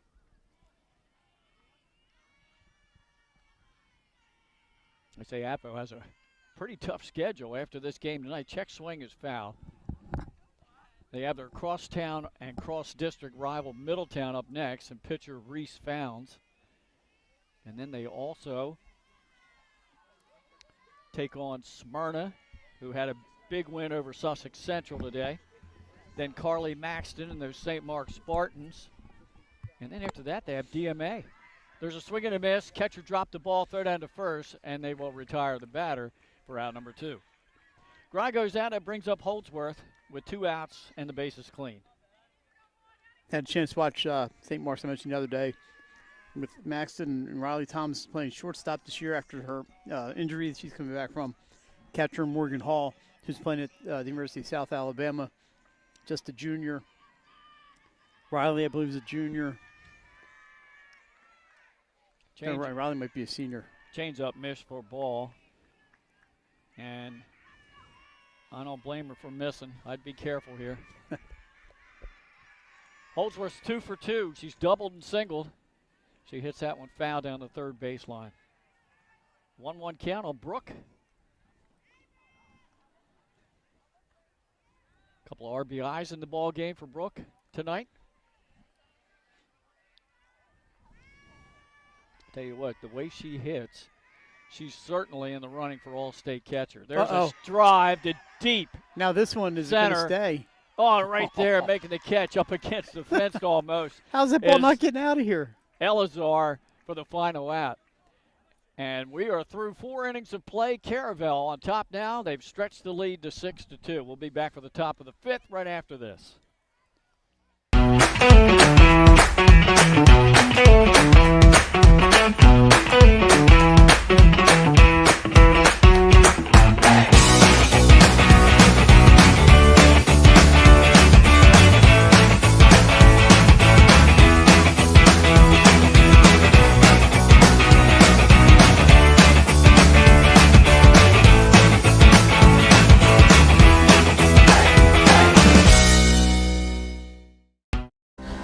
First State Orthopedic statewide has 29 physicians at 16 locations. Our physicians and staff provide both non-surgical as well as surgical treatment for almost all orthopedic conditions and injuries. We are specially trained in the current state-of-the-art techniques. We serve as team physician and orthopedic consultant for over 20 high schools, Wilmington University, and many local recreational and competitive leagues. Our doctors are readily available to the local emergency departments as well as medical aid. 5 innings in the books. 4 innings in the books, right? I thought that was the 4th inning we just finished. Yeah, I'm looking at the scoreboard and it's saying 6th inning. We're going top of the 5th. That's what I thought. Scoreboard's wrong. Top of the 5th here. And like I said, Appo, in the first 4 innings, they've loaded the bases 3 of the 4 innings. But they've only managed 2 runs. And they'll have McCatherine, the shortstop, Boyd, the catcher, and Elazar, the center fielder, here in the top of the 5th against 8th grader Morgan Maxwell. That's low for ball. McCatherine has walked and struck out.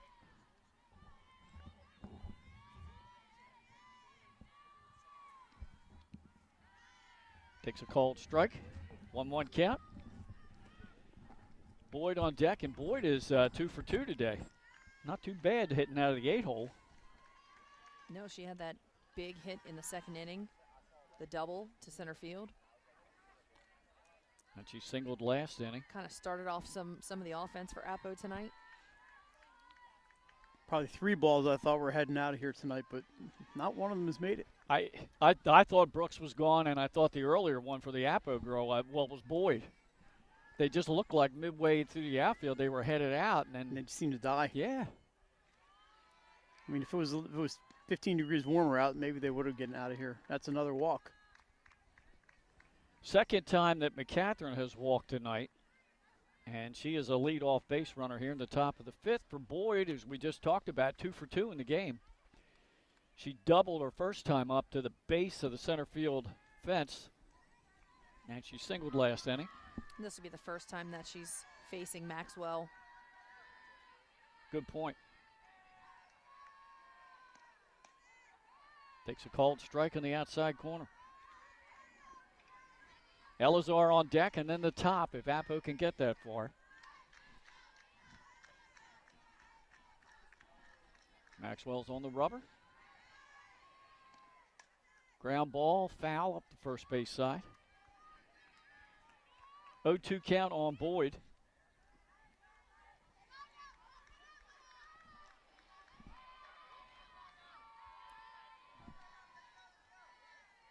in the little bit that we've seen Maxwell pitch, what's impressive is she goes right at hitters. She's just an 8th grader, but That's a foul ball, just sliced foul down the right field line. But she stands in there with a lot of confidence, and she just goes right at hitters, and that's impressive. She seems to get the job done. She made quick work of her innings against Delmarva Christian, and we'll see if she can do the same here in the 5th. And she changed up there. That ball hit in front of the plate. 1 ball, 2 strikes on Boyd.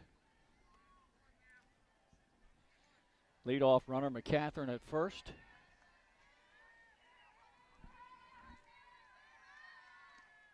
Ground ball up the first base side. That's going to be fair, and there's no way anybody's making a play there. Infield single, 3 for 3 for Boyd in the game. It's a line drive in the Brooklyn, but there was no chance they weren't going to get Boyd on that play. That ball just kind of spun to a stop about 30 feet from the plate.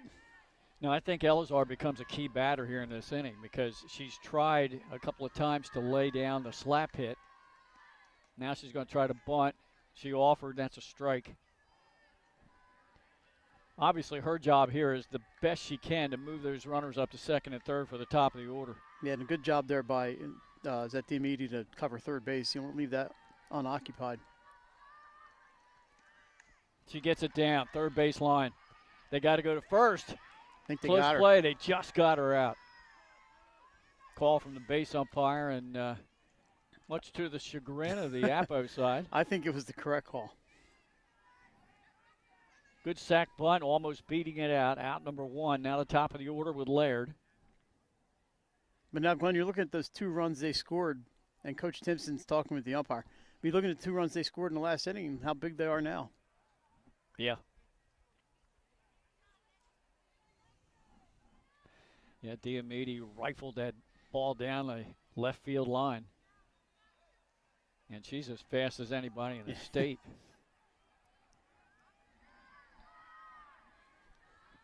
I don't know whether Coach Timpson was asking about an appeal to the home plate ump or not, but nonetheless, 1 out. Here's Laird, and that's low for a ball. Shannon, how many walks have we had in the game tonight total? I mean, there's been a ton. Yeah, Zenitis had 6. Maxwell has 1 currently. Laird's offered up 1. McCatherine's had 2. Don't typically see that many walks in a softball game, especially from pitchers of this quality. Yes. They've had a really hard time. All of them. We've seen 4, and all of them have had moments where they've had a really hard time finding the zone. 1-1 count to Laird. Swing and a miss. I think she fouled it. So a ball and 2 strikes to Savannah Laird. 2 runners in scoring position. Top of the 5th. Appo trail is Caravel 6-2.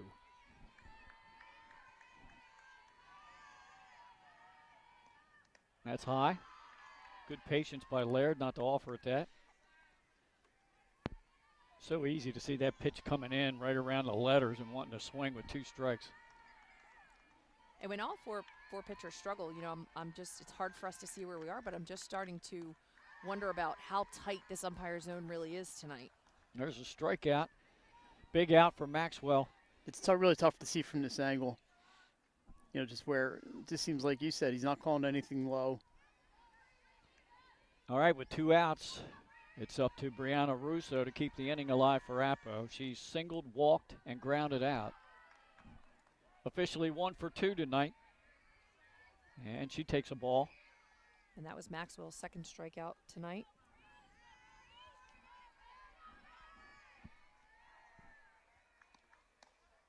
There's a called strike. 1-1 count on Russo. Fultz is on deck, and she's walked twice in the game. Swing and a miss. Right behind that one, a ball and 2 strikes. Caravel trying to get out of yet another jam as Appo has stranded 10 runners so far. That's low for a ball. 2-2 count.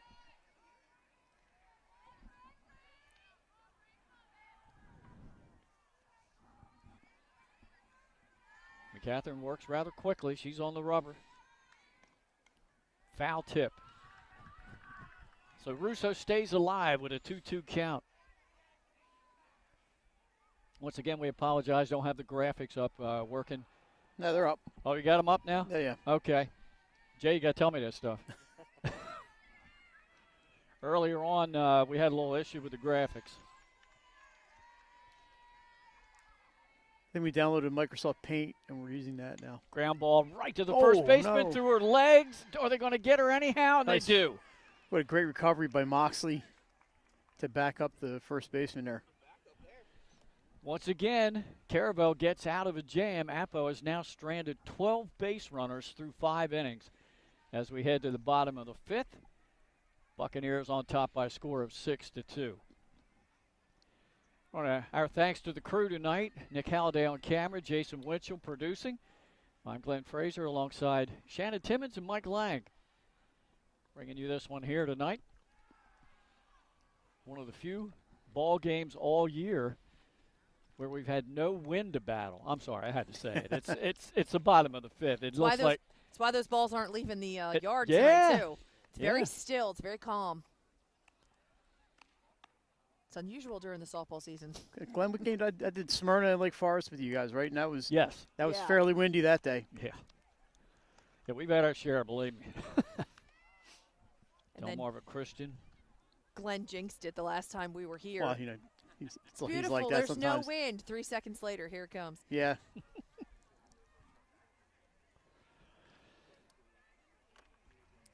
I did watch. I watched some of that perfect game. I know you guys were there for that one, right? Yes. We streamed out. I went back and watched part of that game because I didn't get a chance to see Delmarva Christian here last week, and I wanted to make. I saw Yoder play volleyball several times this year, but and I thought, wow, what an athlete there, huh? And then not realizing that softball seems to be her best sport. Oh yeah, she's very athletic.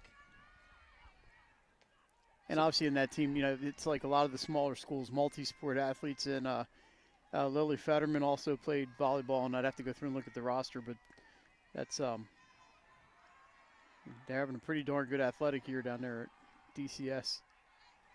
1-1 count from Savannah Laird to Barron to lead off here in the bottom of the 5th for Caravel.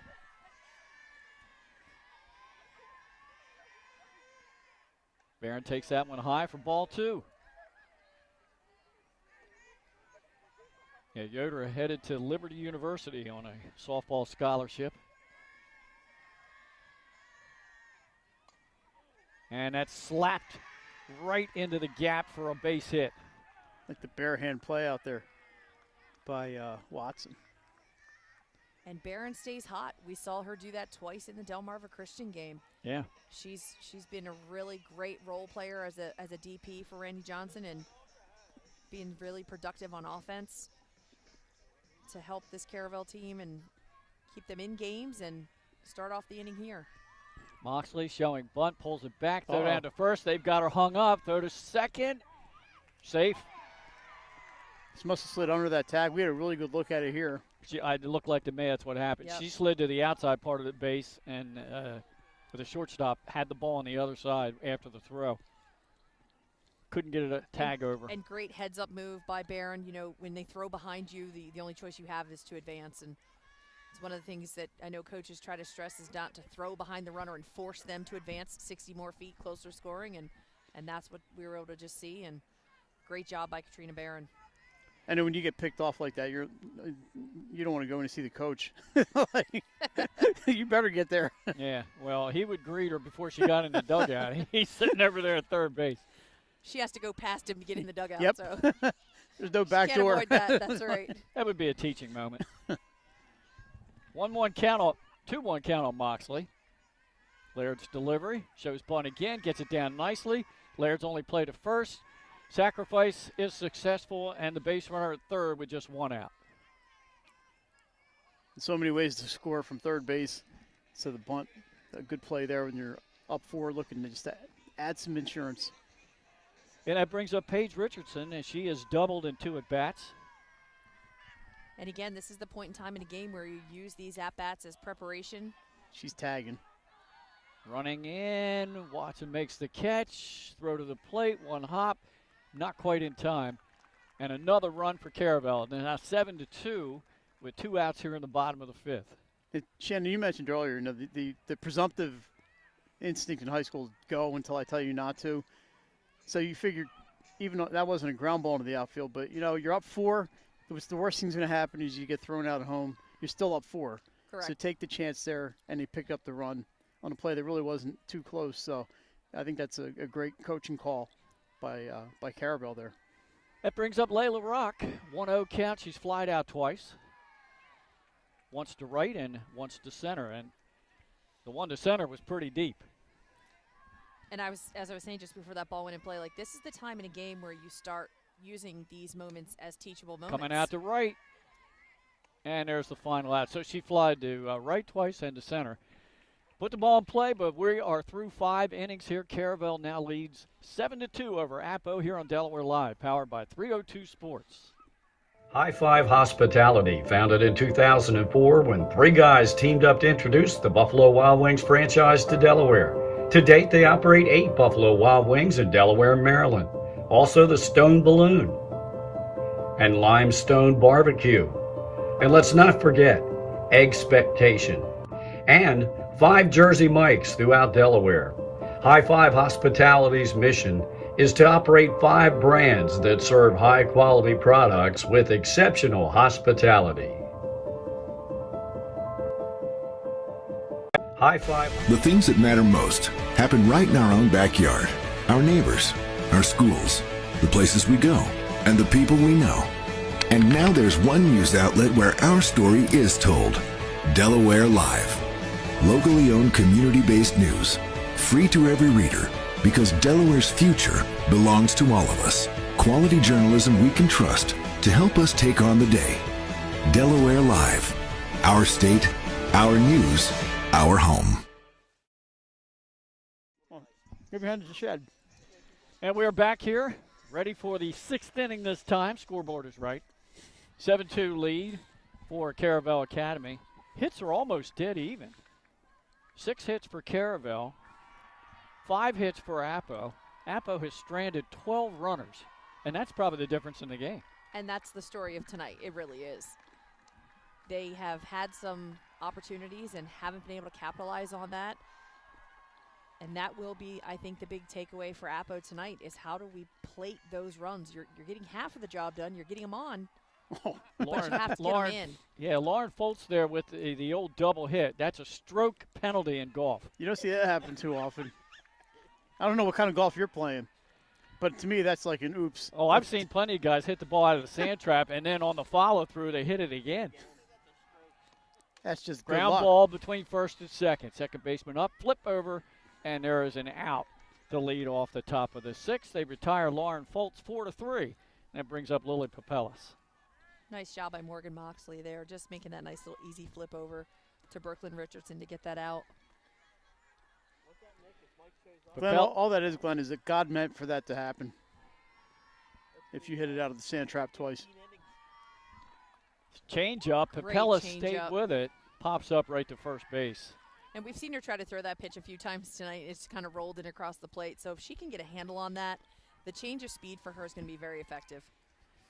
That brings up Izzy Rodriguez, the right fielder. She has a single, a walk, and she's grounded into a fielder's choice. 2 outs quickly here in the top of the 6th inning. That has not been the MO tonight for Caravel, that's for sure. Yeah, but I tell you what, the 8th grader is settled in now, Morgan Maxwell. She works quick. Fouled off, first base side. 0-2 count on Rodriguez. Tell you, they always draw well here. There's always people out watching. Yeah. Well, again, because students from all over come out to watch these games. Night game. The other games are over. They come up and watch this one. We had Madge Layfield from Sussex Central pitch a game last week, and then she came up here. And I don't know, it might have been an inning or 2 left. But drove all the way up here to watch 2 innings here. And credit to her. That Caravel team, they were heading toward the dugout there, but didn't get the call. 2-2 count. Yeah, even I won't do that. Do what? Drive to see 2 innings. There's the strike. Called strike and a 1-2-3 inning. I believe the first one of the ball game tonight, as that'll bring us down to the bottom of the 6th. Caravel, possibly their last at bat with a 5-run lead. Maxwell's seen 11 batters, struck out 3. And she impressed me against Delmarva Christian. She's come in and done another great job here tonight. And like I said, that's the first 1-2-3 inning of the night, right? I don't see one. Yes.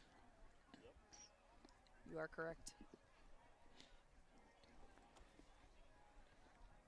Now, Glenn, is this Caravel's regular roster? Because that looks like there's 40 people on it. That's their regular roster. He loads up and puts, there's like 12 8th graders on there, but it's a combined varsity he doesn't delineate JV and varsity. So okay. He can use them all. Now, there's no limit during the regular season? No. Now, during the postseason, it's 15, I believe? No, it's 22, I think. Softball's 22. And you get X amount of coaches and all that. So, obviously, not everybody's going to dress for the postseason. No. No. Well, you know, I've talked to coaches before, and they're like, yeah, I got to have that conversation and tell this number of players you can watch from the stands, but, you know, unfortunately, you're not going to be in uniform. And on the flip side, Delmarva Christian only has, 14 or 15 on the entire roster. They have no depth at all. Yeah. All right, here we go, bottom of the 6th. And it'll be, it should be down to the bottom of the order again. Brooklyn Richardson. Yep. It's had a pretty good night. Pop up, coming out this way. I thought Glenn one had bounce that one. And it's over, ground rule double for Brooklyn Richardson. Yeah, she's walked twice, so now officially 1 for 1. I thought, come right at you, Glenn. No, I was waiting for you to grab the glove tonight. Yeah. And I don't have Where's the glove with me. I'm not protecting Equinox tonight, huh? No. Kaylin Yoder's not in the game. So it looks like making a change? We're going to go back to McCathern. Number 1, yes. I believe, yeah. Yes. Yep, we'll switch up again. Here in the bottom of the 6th, Kendall Brown will be the first batter to face McCathern, with Richardson at second and nobody out. And you know what's impressive and just nice to see is that these teams have options in the circle and they're quality pitchers. There's so many teams that just have one kid who will, you know, step in the circle for them all season long and sink or swim. You know, that's who they're going to go with. So it's nice that they have some help here and that if somebody struggles, they're able to make a switch. And that's for both teams here tonight. We've seen Cape Henlopen do that this year with Marsh and Windish. Smyrna has done it with Selene and Roscoe. Yep. Apparently this is my walk-up music, Glenn. That's what I've been told. I don't know. I don't know. I couldn't even tell you what that was. Well, you need to find one so we can do Oh, it. There's a shot. Left center field. Good catch. Elazar getting the leather out on that one into the gap. 1 out. Runner holds at second. And it brings up Diomede, who tripled last time and scored. I did tell Pat, our colleague Pat Garriani's, because he did ask me that question. I thought it's not my favorite song, but I love the intro. Is Machine Head by Bush. I love the guitar intro, and I think that would make a great walk-up song. All right, Glenn, are you a Bush fan? We're good. I don't know anything about that group. You talking about the president? Yeah, right. Which Yeah. one? Never mind. They were big in the 90s. I stopped listening to music after the 80s. I got some 80s stuff, too. We could go with some 80s. The 60s to me were the best decade for music because it was so varied. You had so many different types of music. 70s kind of hung in there. Of course, disco ruined a little bit of it. But yeah, I don't know how we got on this subject, but out on the field it's all here. Mike's fault. Yeah, it's a 2-1 count with 1 out. Diomede's up. Tripled, walked, and flied out tonight. Has an RBI. But They're going to stay fair? fair. They're going to grab it in the foul territory. That was so close. Yeah. That'll even the count at 2-2 on Veronica Diomede. Obviously, we can barely see the line from. You guys might not be able to see it at all. At that left field line now. Not in outfield, certainly, but I could see the chalk just a little bit. But obviously, they were staying right over top of it. Boyd did a good job that time just letting that go. Once it was foul, she grabbed it. Diomede takes low, and the count's full. Brooklyn Richardson still stands at second base. We'll see if Diomede can advance her, if not score her on a base hit. She did last time. There's a drive right at the second baseman, and hustling back is Brooklyn Richardson. So they're playing some defense. Good play here. there, yeah, by Lauren Foltz. Out number 2, and that brings up Haley Grigo. Caravel's tattooing the ball, but 2 shots right at the fielders. Yeah. And give them credit. They're positioned correctly, and they're hanging on. And so you get there, and you got to hang on to it, and they've done that. Haley Grigo 1 for 3 in the game tonight. Takes a called strike from McCather.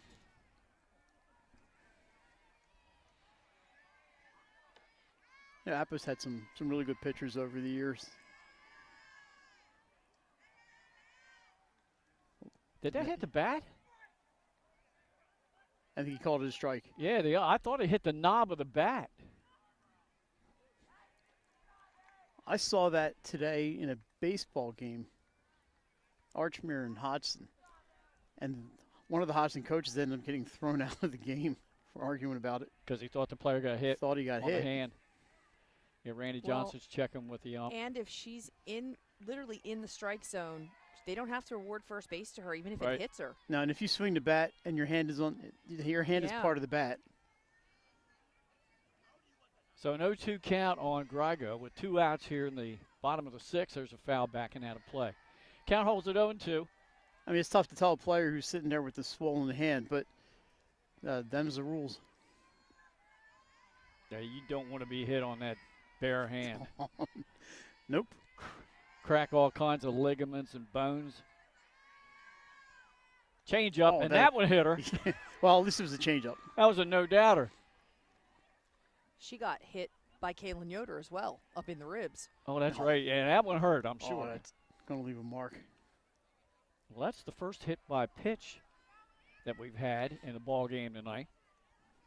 And that brings up the ever-dangerous Brooke Holdsworth, who is just 2 for 3. She's doubled, singled, and flied out to deep center. Yeah, you certainly did not want to hit the batter there to bring up Holdsworth. If you're Caravel, maybe you just keep the runner. She's going to go, but you maybe keep the runner. No, she held up. Low for a ball. This is the 9th batter of the inning, too. Barron led off, right? Or no, I'm in the wrong spot here. Brooklyn Richardson led off. And she is still at second. Haley Ground Grigo ball at first. Third base. Papella steps on the bag, and that ends the bottom of the 6th. So we're 3 outs away from a Caravel win unless Appo can put together 5 runs in the top of the 7th. We're back right after this. Welcome to Premier Physical Therapy and Sports Performance. We're a locally owned outpatient physical therapy practice with convenient locations in all 3 counties in Delaware. At Premier, we have experienced physical therapists with advanced credentials, but their hospitality, passion, and enthusiasm is what makes the difference for you. Find our convenient locations at premierptsp.com. You may have tried physical therapy. But have you tried Premier? Your home, your community. It's not just where you live, it's where you belong. At Dover Federal Credit Union, we understand what it means to be local. We started here, and we're not going anywhere. We're as local as it gets, and we like it that way. We're not just a financial institution. We are the local credit union that you can trust. Local people, local decisions. Dover Federal Credit Union. Your home, your community. It's not just where you live, it's where you belong. At Dover Federal Credit Union, we understand what it means. We're headed to the top of the 7th inning here to see if Appo can do anything against the 8th grade lefty Morgan Maxwell for Caravel. who, since she has come in, has shut down the Appo offense. She came in with a 4-2 lead. It's now 7-2 in favor of the Bucks, and Appo will lead off with, I guess that's Watson, or did they put, no, this time I think they switched and put Widows back in.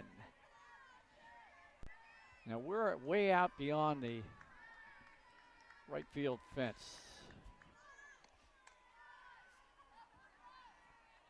Ground ball, and there's a first out of the inning. Actually, that was a pinch hitter that time. That was, it was Brooke Widows. Brooke was in, she grounded out, one away. Maxwell fields her position well, too. She does. She gets her feet quick into position. She's left-handed, so she has to do a little bit of footwork to get turned to get that throw to first base. She's done a good job fielding her position this evening. Brings up McCatherine with one out, nobody on. She's walked twice and struck out once. Officially 0 for 1. Takes that for a called strike.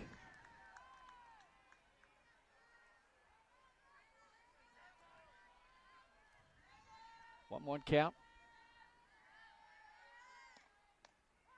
Called strike on the outside part of the plate. A ball and 2 strikes. On deck is Mia Boyd. And Shannon and I were just talking, if we picked a player of the game for Appo, she would win that award. 3 for 3 in the game. That's down low for a ball, 2-2 count. She's doubled and singled twice. And she's gone deep in the count, too. She's made pitchers work tonight. Seen a lot of pitches. Yeah. Which is to her advantage. Swing, I don't know whether she barely I think fouled she that fouled one. that off. Yeah. I think she just tipped it. Yeah, she's got peace. Count holds it 2-2.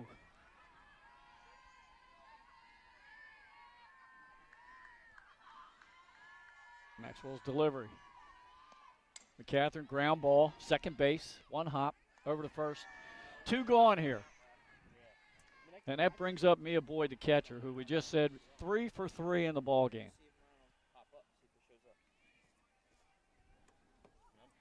And Appo down to their final out. Once again, this Caravel team on the road Saturday, down to George. 5 runs, and that's all she wrote. All right, so Caravel now 9-1. And Saturday, they're going down to take on number 2 Delmarva Christian in a rematch of the game we did last week that went extra innings. That should be, they play Middletown, Smyrna, Simpson, and Randy Johnson. For our broadcast crew, Mike Lang and Jason Winchell and Nick Halliday, and also my broadcast partner, Shannon Timmons. This is Glenn Frazier. Once again, the final score from Caravel, the Bucks 7